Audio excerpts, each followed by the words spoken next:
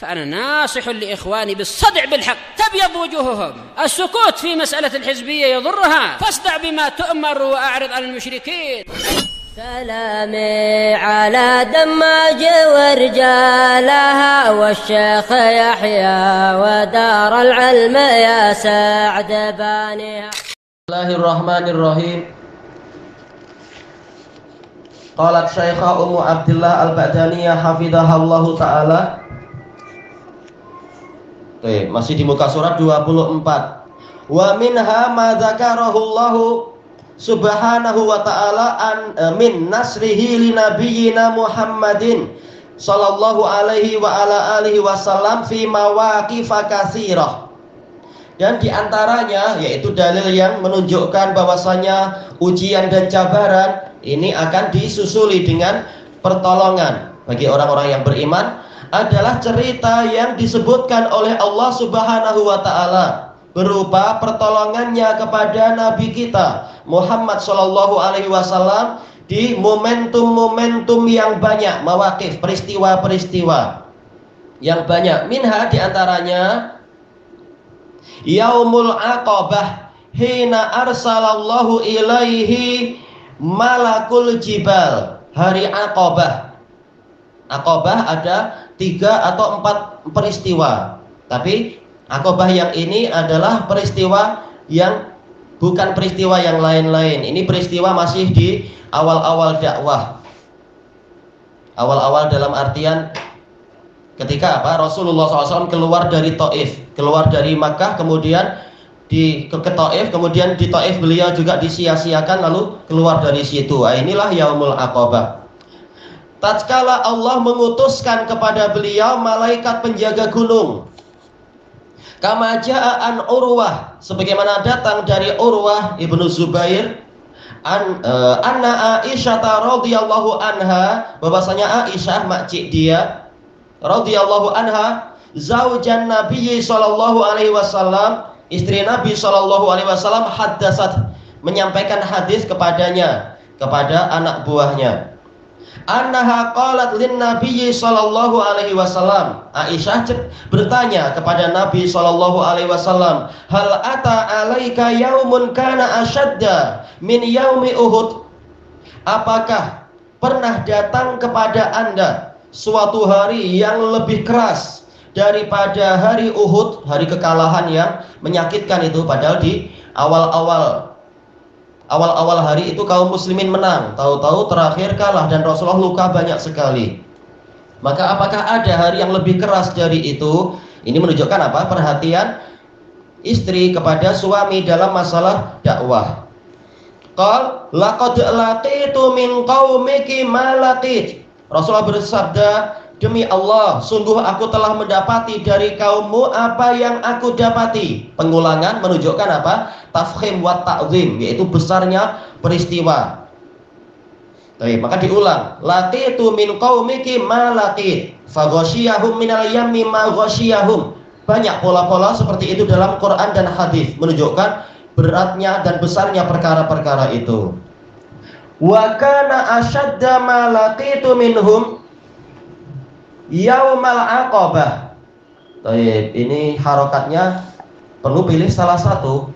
Kana asyadda Yaumul Aqabah atau kana asyaddu Yaumal Aqabah. Bagusnya adalah apa? Salah satunya di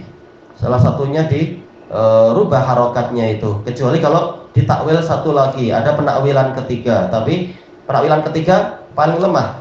Bagusnya apa? Harokatnya salah satunya dirubah di sini. Yang paling keras saya jumpai dari kaummu, dari orang-orang Quraisy, jelas apa? Rasulullah juga Quraisy, yaitu hari Aqabah. Id aradtu nafsi ala bni Abdi Yalil ibni Abdi Kulal. Namanya aja susah ya. Dan memang ini bukan nama Allah, ini penamaan masa jahiliyah. Abdu Yalil. Yalil ini adalah nenek moyang mereka. Tapi biasa zaman jahiliyah memperhambakan diri kepada manusia, naudzubillah. Ketika saya menawarkan diri saya kepada anak dari Abdu Yalil bin Abdi Kulal, yaitu apa? Sayyid dari Taif, pemimpin Taif. menawarkan untuk dikasih perlindungan dan berdakwah di situ. Falam yujibni ila ma aradtu. Lalu dia tidak memenuhi apa yang saya inginkan, bahkan menjawab dengan jawaban yang buruk. Dia mengatakan kepada Rasulullah SAW, sebagaimana di sebagian riwayat itu mengatakan apa? Saya tidak layak bicara dengan engkau, karena kalau engkau Rasul, maka saya akan celaka kalau saya membantahmu. Kalau engkau pendusta, maka sama sekali saya tidak layak untuk mengurusi engkau. Intinya syubhat. Dengan sudut pandang manapun, saya tidak layak bicara dengan engkau. Padahal apa? Itu baru dua sudut pandang. Ada sudut pandang yang lain. Kalau engkau Rasul, saya taat padamu. Selesai. Tapi memang orang ini jahat.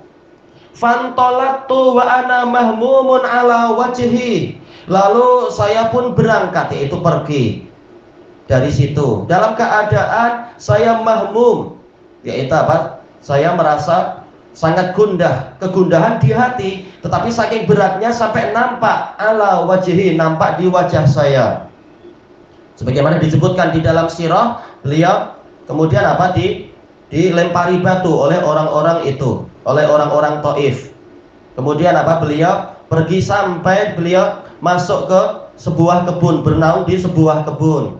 Lalu beliau berdoa dan seterusnya. Lalu datanglah Abbas bin Mirdas kalau tidak salah.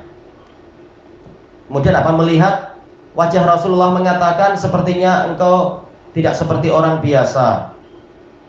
Kemudian apa? Kemudian dia memberikan anggur kepada Rasulullah. Ma'ruf, anggur dari Taif memang sangat bagus. Lalu Rasul membaca bismillah, lalu memakannya.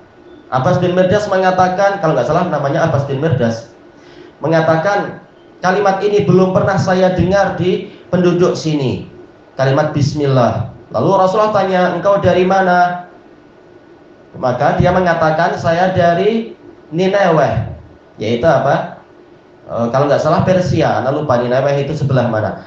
Kemudian Rasulullah mengatakan itu adalah tempat dakwahnya saudara saya, yaitu Nabi Yunus bin Matta. Lalu si orang ini terkejut. Oh, Anda adalah seorang nabi? Iya. Lalu apa? Dicium tangan dan dicium kepala dan kaki Rasulullah SAW. Kemudian pemilik kebunnya mengatakan, celaka engkau, jangan sampai orang itu merusak dirimu. Terus Rasulullah diusir, lalu Rasulullah pun pergi, diusir oleh si pemilik kebun. Baik. Kemudian disebutkan di sini, falam astafid illa wa ana biqarnis sa'alib.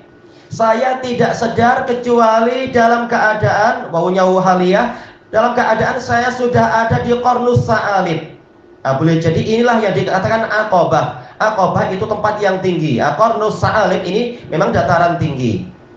Astafid yaitu betul-betul sadar. Jelas apa? Ketika Rasulullah berjalan, kesadaran itu ada, tapi karena sangat gundah, beliau seakan-akan kurang sadar.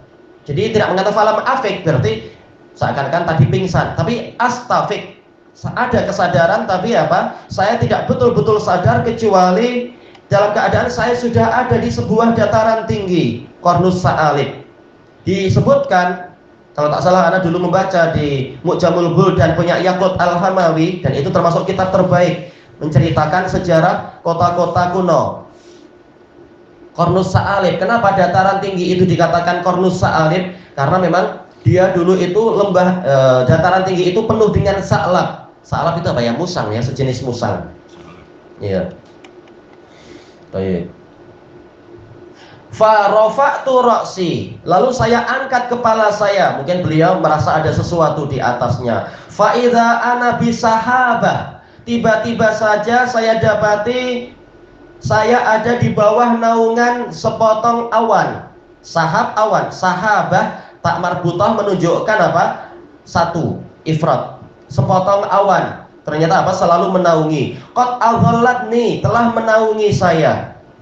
Fanadhartu fa idza fiha Jibril. Baik, yang tadi itu adalah mukjizatnya Nabi Muhammad SAW, dan itu kabar gembira bahwasanya apapun yang beliau alami itu tidak lepas dari pengawasan Allah Ta'ala. Lalu saya melihat tiba-tiba di dalam awan itu ada Jibril. Nah, sahabat dekatnya datang, sahabat dekat dari malaikat. Fanadani, lalu Jibril memanggil saya. Faqal, menyeru saya, seraya mengatakan, innallaha qad sami'a qaula qaumika lak. Sesungguhnya Allah telah mendengar perkataan kaummu kepadamu. Allah tahu bagaimana pengingkaran mereka. Wa ma raddu alaik, dan apa bantahan mereka kepadamu. Wa qad ba'asa ilaika malakal jibal, dan Allah telah mengutuskan kepadamu malaikat penjaga gunung. Jadi di gunung ada malaikat yang menjaga. Jangan malah naik gunung berbuat maksiat, naudzubillah, dan seterusnya. Yang di tempat lain. Lita'murahu bima syi'ta fihim, untuk engkau memerintahkan kepada malaikat itu dengan apa yang engkau inginkan terkait dengan kaummu itu. Walaupun Rasulullah adalah penduduk Mekah, tetapi jelas penduduk Taif juga kaum Nabi, yaitu umat beliau, semuanya adalah umat beliau. Fanadani malakul jibal, lalu malaikat gunung memanggil saya, menyeru saya. Fasallama alaih, kemudian dia mengucapkan salam kepada saya. Summa qala, lalu dia mengatakan, ya Muhammad. Faqala dzalika fi ma syi'ta. Ya Muhammad, wahai Muhammad. Lalu malaikat itu mengatakan, dzalika fi ma syi'ta, ini seperti yang Anda inginkan, yaitu terserah Anda perintahkan apa. In syi'ta an utbiqa alaihimul akhsyabain, kalau saya mau, kalau Anda mau, saya akan katupkan kepada mereka 2 gunung besar itu.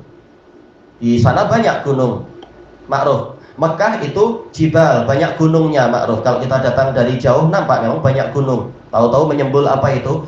Menara jam itu. Gunung banyak, demikian pula yang di Taif. Bahkan Taif pun di dataran tinggi. Termasuk gunung terbesar di masa lampau yang terkenal dengan apa? Al-Akhsyabain, 2 gunung besar itu. Untuk menghancurkan Makkah dan menghancurkan Taif sekalian.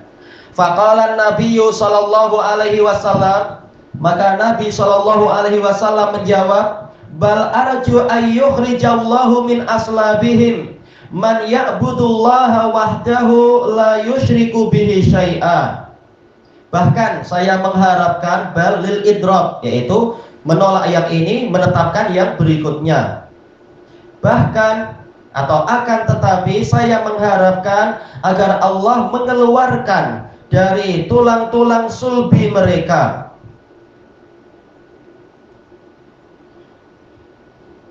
orang yang menyembah Allah semata dan tidak mensekutukan dengannya sesuatu apapun, tidak menyekutukan dengannya sesuatu apapun. Inti dakwah Nabi adalah tauhid, bukan minta generasi yang hebat ekonominya, hebat badannya atau apa. Itu sekedar mengikuti saja. Tapi yang terpenting ini tauhid. Kalau yang lain kuat tauhidnya buruk, apa gunanya? Nanti yang ada adalah apa?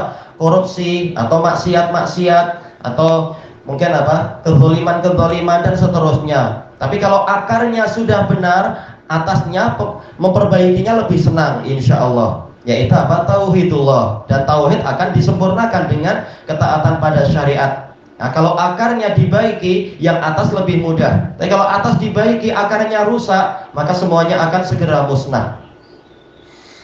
Dan ini menunjukkan sempurnanya hilm, kesabaran Nabi SAW.